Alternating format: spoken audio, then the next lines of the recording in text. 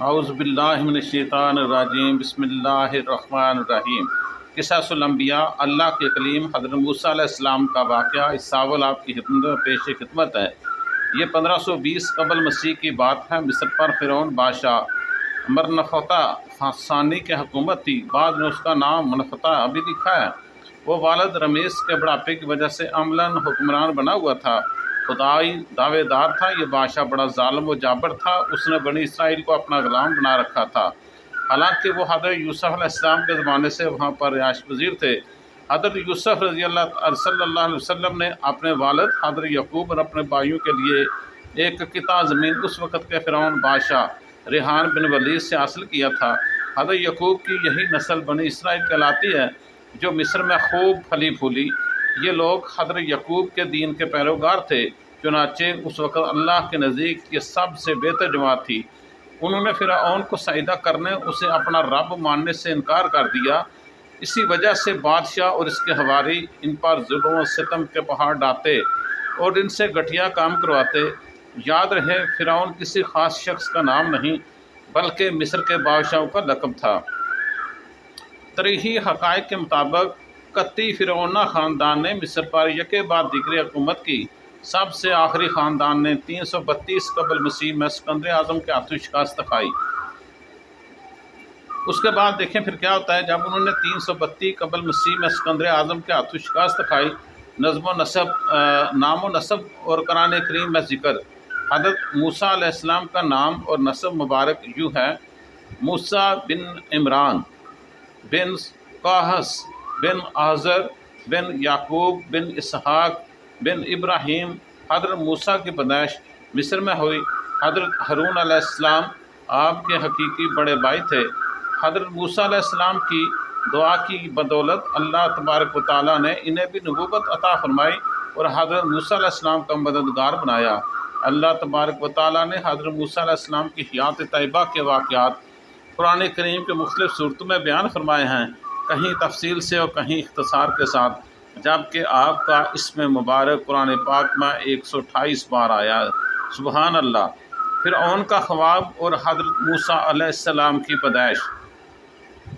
حضرت ابن عباس رضی اللہ تعالیٰ عنہ اور حضرت ابن مسعود رضی اللہ تعالیٰ عنہ سے مروی ہے، فرعون نے خواب دیکھا کہ گویا ایک آگ بیت المقدس کی طرف سے چلی آ رہی ہے اور اس نے مصر کے گھروں اور تمام قبطیوں یعنی بنی اسرائیل کے مخالف فرعونیوں کے گروہ کو جلا ڈالا، لیکن بنی اسرائیل کو آنچ تک نہ آئی۔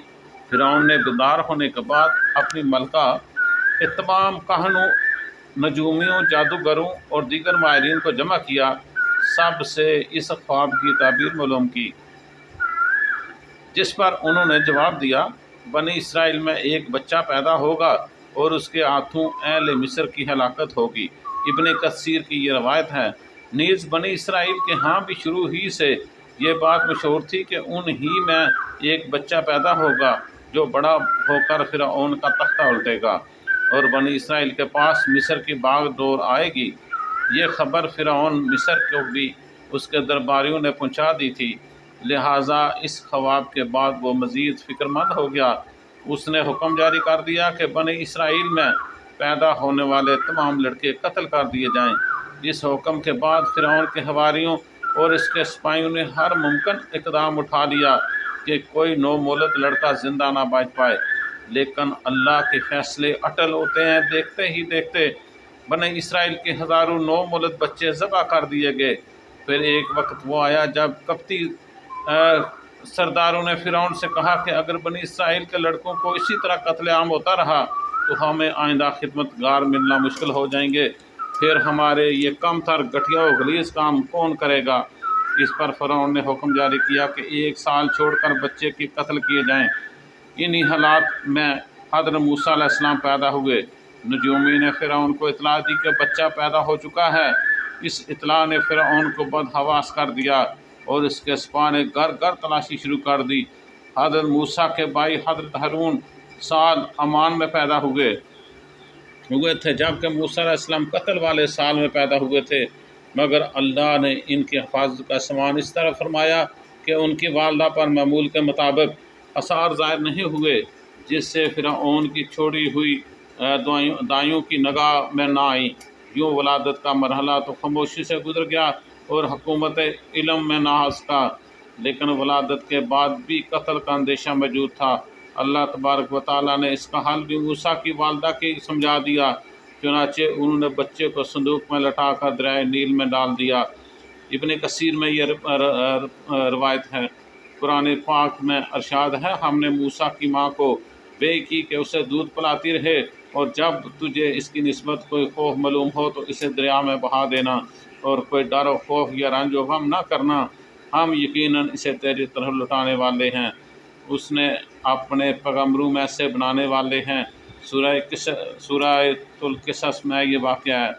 علامہ طبری رحمۃ اللہ علیہ فرماتے ہیں، حضرت موسیٰ کی والدہ نے 3 دن تک آپ کو دودھ پلایا اور چوتھے دن لکڑی کے صندوق میں رکھ کر دریا میں ڈال دیا، جبکہ بعض دیگر مفسرین نے دودھ پلانے کی مدت 3 ماہ بیان کی ہے۔ حضرت موسیٰ علیہ السلام فرعون کے مال میں صندوق دریا میں بہتا ہوا فرعون کے مال کے پاس پہنچ گیا جو لبے دریا تھا۔ فرعون کے نوکروں نے صندوق کو اٹھایا، فرعون کی بیوی حضرت آسیہ کی خدمت میں پیش کر دیا۔ آسیہ چونکہ بے اولاد تھیں، انہوں نے جب صندوق میں ایک حسین و جمیل خوبصورت قسم کا چاند سے بچے کو لپٹے ہوئے دیکھا تو فریفتہ ہو گئیں۔ بے اختیار بچے کو گود میں اٹھایا اور جلدی سے فرعون کے پاس لے گئیں اور بولیں، یہ میری اور تمہاری دونوں کی آنکھوں کی ٹھنڈک ہے، اسے قتل نہ کرنا، شاید ہمیں فائدہ پہنچائے یا ہم اس سے اپنا بیٹا بنا لیں۔ سورہ قصص آیت نمبر 9 میں یہ ہے۔ اہلیہ کی شدید خواہش کے پیش نظر فرعون نے بعد ناخواستہ پرورش کی اجازت دے دی۔ ادھر حضرت موسیٰ کی والدہ نے انہیں دریا کے سپرد تو کر دیا تھا، لیکن وہ بے قرار تھیں، چنانچہ انہوں نے حضرت موسیٰ کی بہن مریم بنت عمران کو بھائی کی خبر گیری کے لیے بھیجا۔ مریم دور سے صندوق کو دیکھتے ہوئے دریا کے کنارے کنارے چلتی ہوئی فرعون کے مال تک پہنچ گئی، جہاں فرعون کی بیوی دیگر عورتوں کے ساتھ بڑی دیر سے معصوم بچے کو دودھ پلانے کی کوشش میں مصروف تھی، لیکن کوئی آیا انہیں دودھ پلانے اور چپ کروانے میں کامیاب نہیں ہو رہی تھی۔ قرآن پاک میں ارشاد ہوتا ہے، اور ہم نے پہلے ہی اس پر دائیوں کے دودھ حرام کر دیے تھے۔ صلو علی الحبیب صلی اللہ تعالیٰ علیہ وسلم۔ سورہ قصص آیت نمبر 13 میں ہے۔ جو وقت گزرتا جا رہا تھا، بھوکے بچے کی بے تابی دیکھ کر آسیہ کی بے چینی بڑھتی جا رہی تھی۔ حضرت موسیٰ کی بہن مریم دروازے پر کھڑی یہ سب منظر دیکھ رہی تھی۔ بالآخر بول پڑی، کیا میں تمہیں ایسا گرانا نہ بتاؤں جو تمہارے لیے اس بچے کو پالیں، اس کی خیر خواہی سے پرورش کریں؟ فرعون کی بیوی کی خواہش پر مریم جلدی سے جا کر اپنی والدہ کو مال میں لے آئیں۔ حضرت موسیٰ علیہ السلام نے فوری طور پر اپنی والدہ کی چھاتی سے لگ کر دودھ پی لیا۔ یوں اللہ تبارک و تعالیٰ نے آپ کی والدہ سے کیا ہوا وعدہ پورا کر دکھایا۔ ارشاد باری تعالیٰ ہے، تو ہم نے ان کو ان کی ماں کے پاس پہنچا دیا تاکہ اس کی آنکھوں میں ٹھنڈک ہوں اور وہ غم نہ کھائیں، اور جان لیں کہ اللہ کا وعدہ سچا ہے، لیکن اکثر لوگ نہیں جانتے۔ حضرت آسیہ رضی اللہ تعالیٰ عنہ نے حضرت موسیٰ علیہ السلام کی والدہ سے استدعا کی کہ وہ مال میں رہنے لگیں اور اس بچے کی پرورش کریں، لیکن موسیٰ نے انکار کر دیا کہ میرا شوہر اور بچے پریشان ہوں گے۔ اس پر آسیہ بچہ انہیں دینے پر مجبور ہو گئیں، پھر اس نے بچے کے لیے وظیفہ مقرر کر دیا۔ یوں اللہ تبارک و تعالیٰ کی شان دیکھیے کہ جس بچے کے خوف سے فرعون نے ہزاروں بچے ذبح کرا دیے تھے، وہ بچہ فرعون ہی کی نگرانی اور سرکاری تحفظ میں پروان چڑھنے لگا۔ فرعون کے منہ پر تماچا پڑ گیا۔ دیکھیں کیسے پھر اس کے منہ پر موسیٰ علیہ السلام نے تماچا مارا۔ بہت ہی زبردست یہ قصہ قرآن پاک میں بیان ہوا ہے۔ چلیں پھر میں آپ کو بتاتا ہوں۔ حضرت موسیٰ رضاعت کی عمر تک اپنی والدہ کے پاس ہی پرورش پاتے رہے، پھر جب آپ کا دودھ چھڑا دیا گیا تو والدہ نے آپ کو دوبارہ فرعون کی بیوی کے حوالے کر دیا۔ ایک روز کا ذکر ہے کہ آسیہ اور فرعون اپنے محل میں بیٹھے تھے۔ آسیہ نے حضرت موسیٰ علیہ السلام کو اٹھا کر فرعون کی گود میں بٹھایا۔ حضرت موسیٰ نے فرعون کی گود میں بیٹھتے ہی اس کی داڑھی پکڑ لی اور اس کے منہ پر تماچا رسید کر دیا۔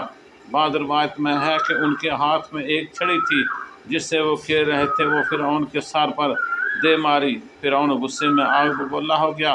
वो कहानू के बच्चा पैदा होने की पेशगोई पर पहले ही बड़ा फिक्रमंद था। कहने लगा, मुझे लगता है ये यही वो बच्चा है। इसने बच्चे के कत्ल का हुक्म दे दिया।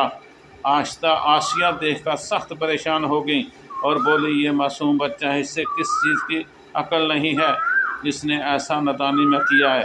बादशाह सख्त गुस्से में था और उसे बच्चे से खौफ आने लगा था।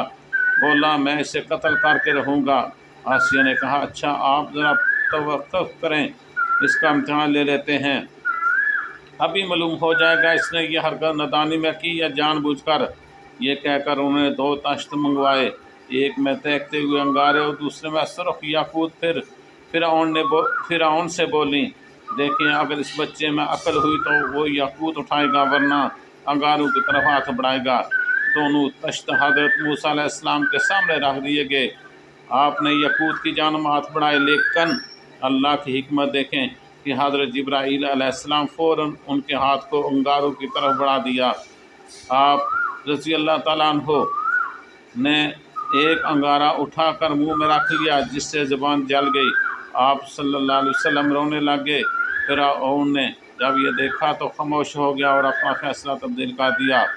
ज़बान के जल जाने ही की वजह से हज़रत मूसा अलैहिस्सलाम की ज़बान में लुकनत पैदा हो गई थी। हज़रत मूसा अलैहिस्सलाम के हाथों कब्ती का कत्ल, ये एक अलहदा हिस्सा इसका आगे चल रहा है। बहुत ही ज़बरदस्त इंटरेस्टिंग ये किस्सा आपके सामने बयान करने को जा रहे हैं।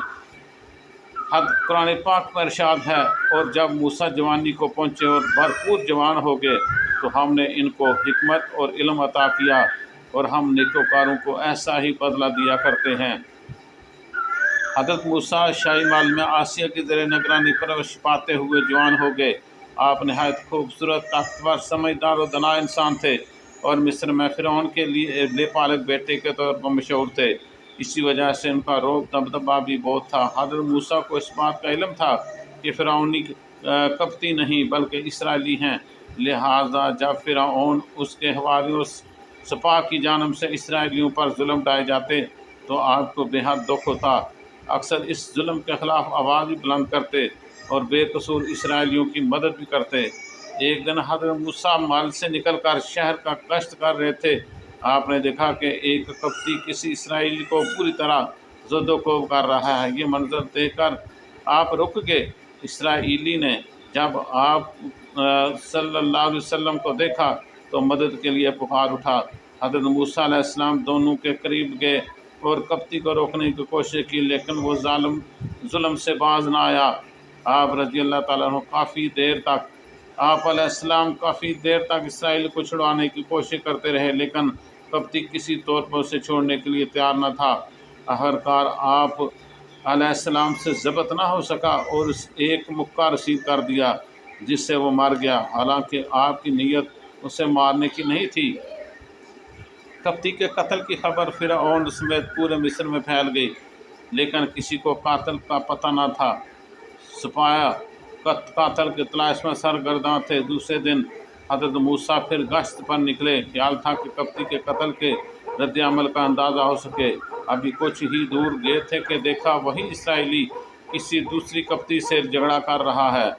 इसने जब हज़रत मूसा को देखा तो फिर मदद के लिए पुकारा। आप अलैहिस्सलाम ने फरमाया, बेशक तू ही सरी अन कम राह मैं शख्स है, और फिर कब्ती को छुड़वाने के लिए आगे बढ़े। इसराइली ने समझा कि ये मुझ पर गुस्सा कर रहे हैं और आज मुझे मार डालेंगे, तो वो फ़ौरन चला उठा। ऐ मूसा, जिस तरह तुमने कल एक कब्ती को मारा था, आज मुझे भी कत्ल करना चाहते हो? कब्ती ने जब ये सुना तो फ़ौरन फ़िरौन को खबर भिजवा दी और फ़िरौन ने हज़रत मूसा अलैहिस्सलाम की गिरफ़्तारी का हुक्म दे दिया। मदीन हिजरत और हज़रत शुएब से मुलाकात का वाक़या आपके सामने बयान करने को जा रहा हूँ। फ़िरौन के हवारियों और हज़रत मूसा के हाथों कब्ती के कत्ल का इल्म हुआ तो उन्होंने आप अलैहिस्सलाम के कत्ल का फ़ैसला कर लिया। ताहम वहाँ मौजूद आप अलैहिस्सलाम के एक अहम दर्द ने आकर आपको इसकी इत्तला कर दी। कुरान पाक में इरशाद है, और हम एक शख्स शहर की परली तरफ से दौड़ता हुआ आया और बोला, मूसा, शहर के रईस तुम्हारे कत्ल का मशवरा कर रहे हैं। बस तुम जल्दी से यहाँ से निकल जाओ, मैं तुम्हारा खैर खा हूँ। हज़रत मूसा अलैहिस्सलाम वहाँ से निकल खड़े हुए और कहने लगे, ऐ परवरदिगार, मुझे ज़ालिमों के गिरोह से बचा ले। कहते हैं कि हज़रत मूसा अलैहिस्सलाम को कोई इल्म ना था कि कहाँ जाना है, क्योंकि मिस्र छोड़ने का यह हादसा बिल्कुल अचानक पेश आया था। चुनाचे अल्लाह तबारक व तआला ने एक फरिश्ते को घोड़े पर भेजा, जिसने रास्ते की निशानदेही की और आपके रोज़ की मुसाफत तय करके अर्ज़ मदीन पहुँचे। शहर के किनारे एक कुएं के करीब दरख्त के साए में बैठ गए। उस वक़्त कुएं पर जानवरों को पानी पिलाने वालों की भीड़ थी। आपने देखा कि दरख्त के पास दो लड़कियां बहुत देर से अपने जानवर लिए खड़ी हैं, इनकी बारी नहीं आती। हज़रत मूसा अलैहिस्सलाम के पूछने पर उन्होंने बताया, हमारे घर कोई जवान नहीं है, बालद बहुत ज़ईफ़ हैं। जब सब लोग अपने जानवरों को पानी पिलाकर चले जाएं, तो फिर हम अपने जानवरों को पानी पिलाएंगे। हज़रत मूसा अलैहिस्सलाम ये सुनकर खड़े हो गए। आप जवान भी थे और ताकतवर भी। आपने लड़कियों के मवेशियों को पकड़ा और लोगों के बीच में से रास्ता बनाते हुए कुएं तक पहुंच गए। कुएं से पानी निकालकर सब मवेशियों को सैर होकर पलाया और वापस आ गए। लड़कियों ने आप अलैहिस्सलाम का शुक्रिया अदा किया और घर की तरफ चली गईं। मुफस्सिरीन ने इस बारे में लिखा है कि वो हज़रत शुएब अलैहिस्सलाम की साहबजादियाँ थीं। जब वो वक़्त से पहले घर पहुँच गए तो हज़रत शुएब को तहज्जुब हुआ और जल्द आने की वजह दरियाफ़्त की, जिस पर लड़कियों ने पूरा वाक़या जो है ये बता दिया। हज़रत शुएब अलैहिस्सलाम खुश हुए और फरमाया, जाओ और अल्लाह के उस नेक अजनबी बंदे को मेरे पास ले आओ। जब लड़कियों ने शुएब अलैहिस्सलाम को ये सब वाक़या बताया तो उन्होंने कहा, जाओ अल्लाह के उस नेक अजनबी बंदे को मेरे पास ले आओ। हज़रत शुएब अलैहिस्सलाम के घर का क़याम, हज़रत मूसा अलैहिस्सलाम ने कितना अरसा वहाँ पर क़याम किया। हज़रत मूसा अलैहिस्सलाम एक लंबा सफ़र तय करके मिस्र से मदीन पहुँचे थे। कुछ ज़्यादा राह भी साथ न था, जबकि सफ़र की थकन और भूख से निडाल थे। कुरान पाक में इरशाद हुआ, थोड़ी देर में उनमें से एक औरत शर्म व हया से चलती हुई उनकी तरफ आई और कहने लगी, तुम्हें मेरे वालिद बुलाते हैं कि तुमने जो हमारे जानवरों को पानी पिलाया था उसकी उजरत दें। जब वो उन हज़रत शुएब अलैहिस्सलाम के पास आए और उनसे अपना सारा हाल बयान किया तो उन्होंने कहा, अब कुछ खौफ ना कर, तुमने ज़ालिम कौम से निजात पा ली है। एक लड़की बोली, अब्बा जान, इनको नौकर रख लीजिए, क्योंकि बेहतर नौकर जो आप रखेंगे वो है जो तवाना अमानतदार हो। उन्होंने मूसा अलैहिस्सलाम से कहा, मैं चाहता हूँ कि अपनी दो बेटियों में से एक को तुमसे ब्याह दूँ, इस शर्त पर कि तुम 8 बरस मेरी खिदमत करो। अगर 10 साल पूरे कर दो तो वो तुम्हारी तरफ से एहसान है, और मैं तुम पर तकलीफ़ डालना नहीं चाहता, तो मुझे इंशाअल्लाह नेक लोगों में से पाओगे। हज़रत मूसा अलैहिस्सलाम ने इस शर्त को मंजूर कर लिया।